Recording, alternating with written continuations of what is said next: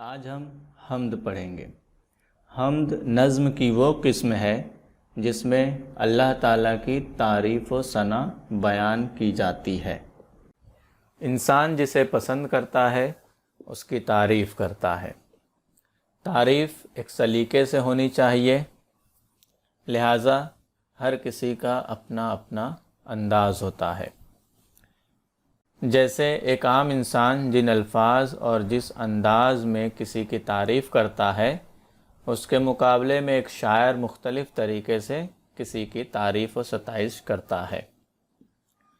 اور جب بات اللہ تعالیٰ کی تعریف کی ہو تو کہنا ہی کیا۔ اللہ کی تعریف میں کہی گئی نظم کو حمد کہتے ہیں۔ اس حمد میں شاعر نے کئی پہلوؤں سے اللہ کی ذات اور صفات کو بیان کیا ہے، اس کی بڑائی بتائی ہے، اس کی قدرت کا ذکر کیا ہے۔ اس حمد کو لکھنے والے شاعر کا نام ہے عرفان جعفری۔ عرفان جعفری کا اصل نام عبداللہ جعفری ہے۔ وہ 22 نومبر 1959 یعنی 1959 کو الہ آباد میں پیدا ہوئے، لیکن عرصے سے ممبئی میں قیام پذیر ہیں، یعنی الہ آباد سے آنے کے بعد وہ ممبئی میں ہی بس گئے۔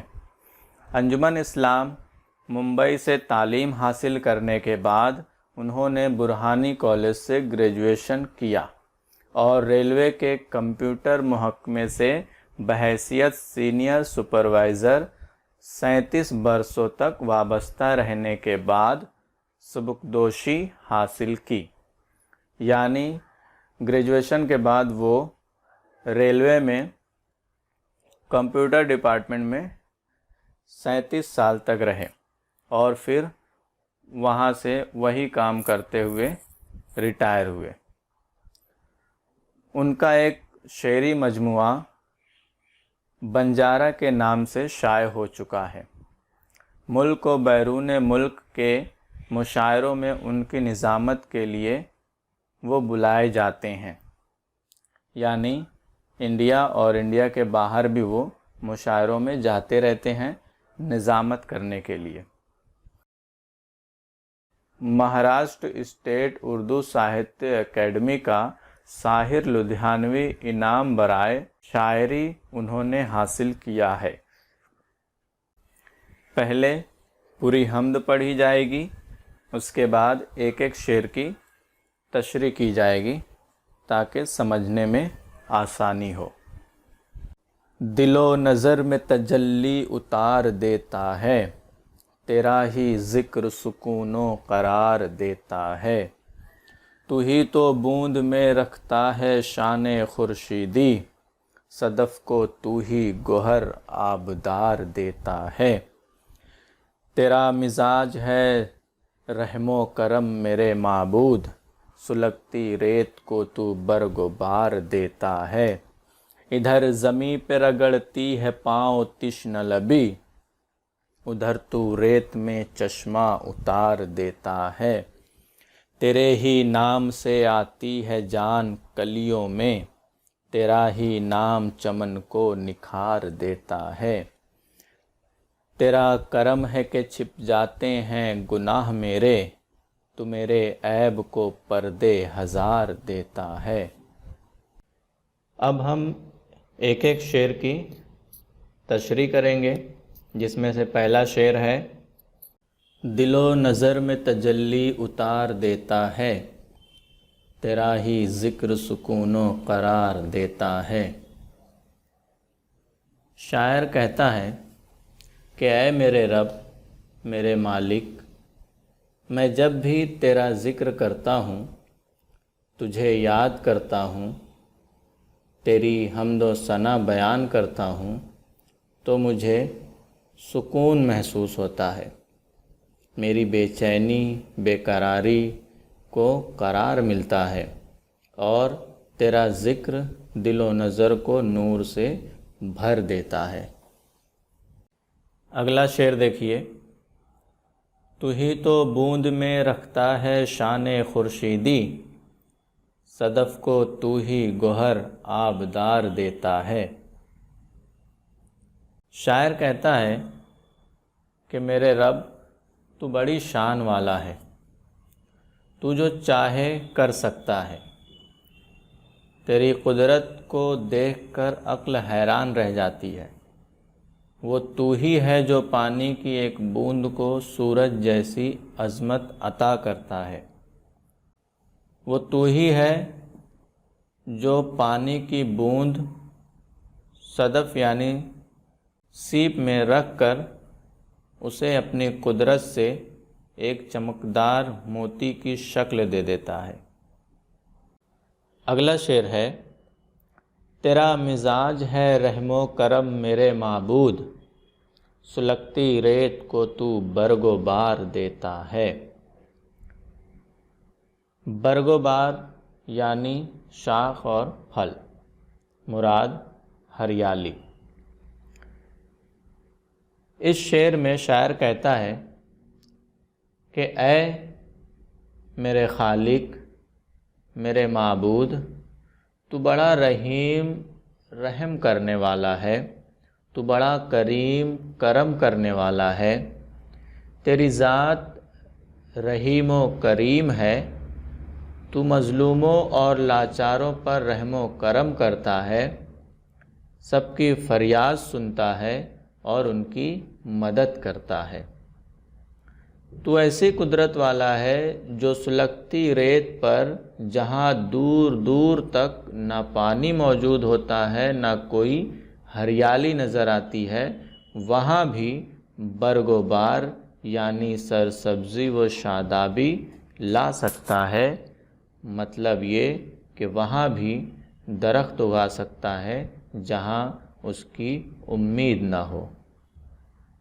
اگلا شعر ہے، ادھر زمیں پہ رگڑتی ہے پاؤں تشنہ لبی، ادھر تو ریت میں چشمہ اتار دیتا ہے۔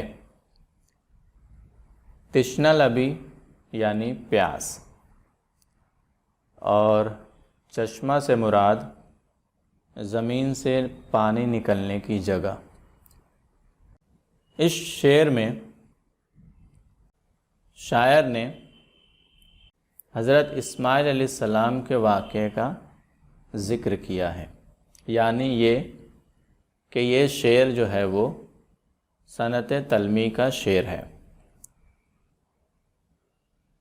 شاعر کہتا ہے کہ جس طرح حضرت اسماعیل علیہ السلام کے ریت میں ایڑیاں رگڑنے سے اللہ تعالیٰ نے پانی کا چشمہ جاری کر دیا تھا، اسی طرح جب کوئی ضرورت کے وقت اضطراب یعنی بے بسی اور لاچاری کے ساتھ خدا کی طرف رجوع ہوتا ہے تو خدا کی طرف سے اس کی حاجت، اس کی ضرورت پوری کر دی جاتی ہے۔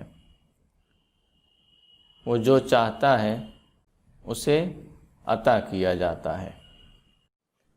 اگلا شعر ہے، تیرے ہی نام سے آتی ہے جان کلیوں میں، تیرا ہی نام چمن کو نکھار دیتا ہے۔ شاعر اس شعر میں اللہ تعالیٰ کی بڑائی بیان کرتے ہوئے کہتا ہے کہ دنیا میں موجود ہر ایک شے میں اللہ کی قدرت موجود ہے۔